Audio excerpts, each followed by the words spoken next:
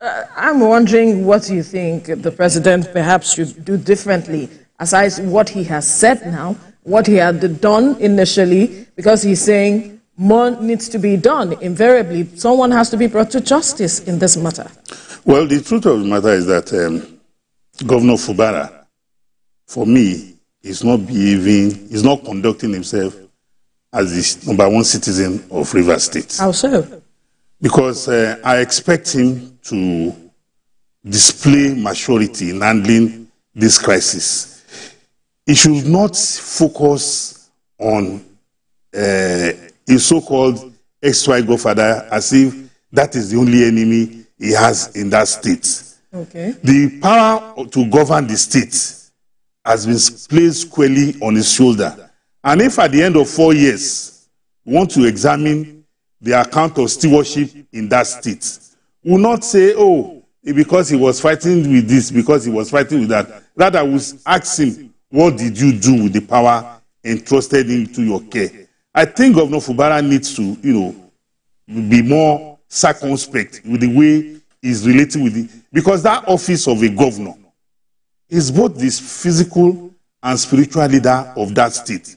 So he should be, so he should be ready to accommodate all types of... What exactly is he not doing right? Or what is the display he is displaying at this point that is seemingly immature? Part of the things the governor has done, if you remember very well, when some members of the House of Assembly allegedly defected, which the court said there was no evidence to show that they defected, you remember what happened? Yeah. The House of Assembly was bombed. The House of Assembly was demolished. The assembly complex was demolished.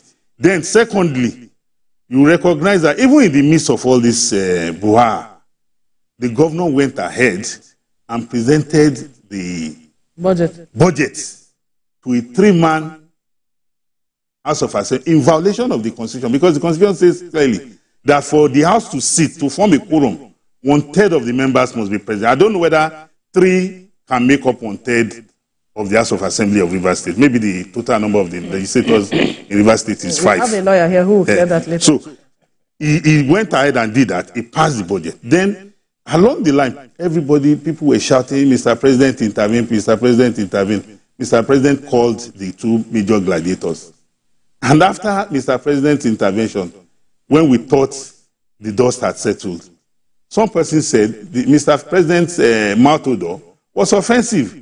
They went otherwise, contrary to their agreement reached.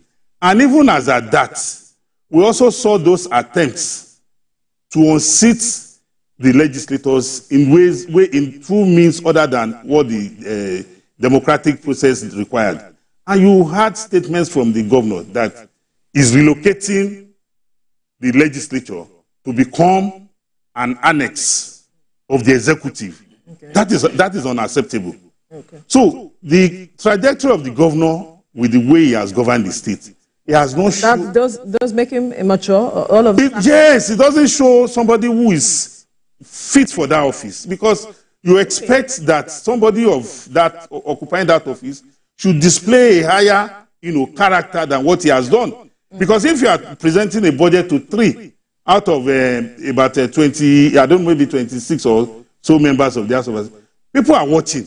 Okay. You are sending a message to them that, look, you people should also be ready to take the laws into their hands. We'll take this conversation. We'll continue this conversation after the break, because I would really want to know perhaps what he should have done differently to show the level of maturity that is deserving of a governor, and also how he is handling the matters now.